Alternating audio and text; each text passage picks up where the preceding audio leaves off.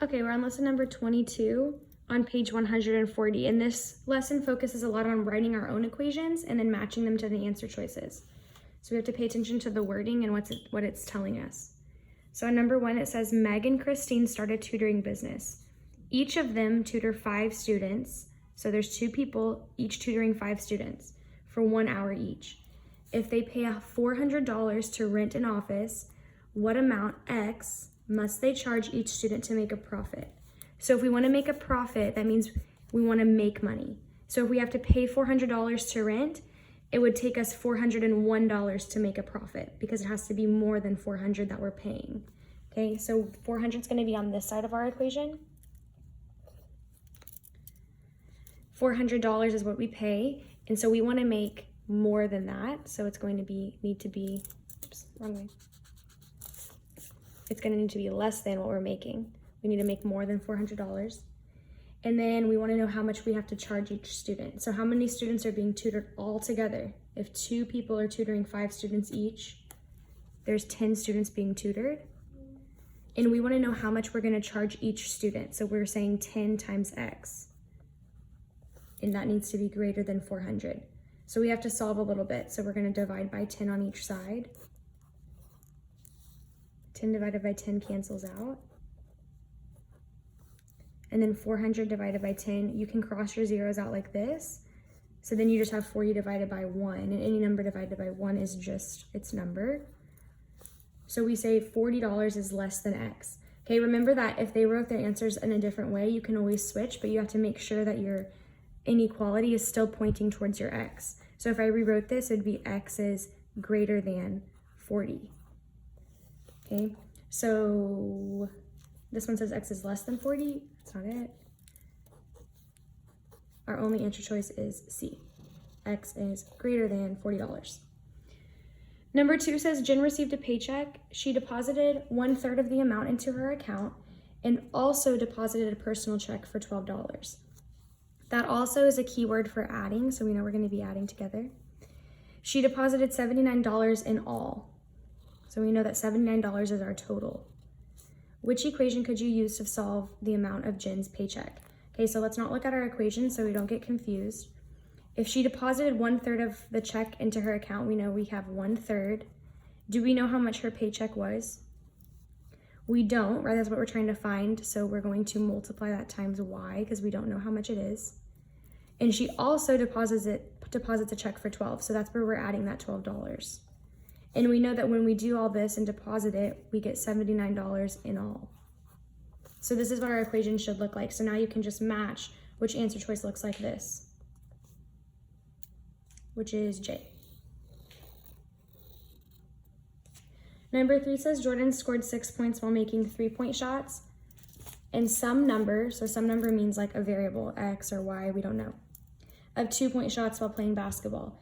She scored 34 points in all, so we know that's our total. Which equation could be solved to find T, the number of 2-point shots? Okay, so we know we're going to be equaling to 34. We just are trying to figure out what's going on the other side. So 34 equals 6. She scored 6 points while making her 3-point shots, so she scored 6 points. But we don't know how many shots she made, so that's where our variable is. They used T as their variable, but it's the same thing as using X. And then some number of 2-point shots. So we don't know how many, like that. 6 plus 2-point shots is T. So it would be 34 equals 6 plus 2T. Okay, you could also say 34 equals 2T plus 6. It doesn't matter which way you write it. So if we look at our answer choices, 34 equals 2 plus 6T, no. We want to make sure our variable is connected to the right number. So it needs to be connected to the 2. So C is our answer. 34 equals 6 plus 2T. Number 4 says visitors to a water park pay to get in and then use tokens for each water slide. Alicia has no more than $20. So we know we're going to be working with an inequality sign and not an equal sign. Which inequality can she use to find out how many tokens she can get?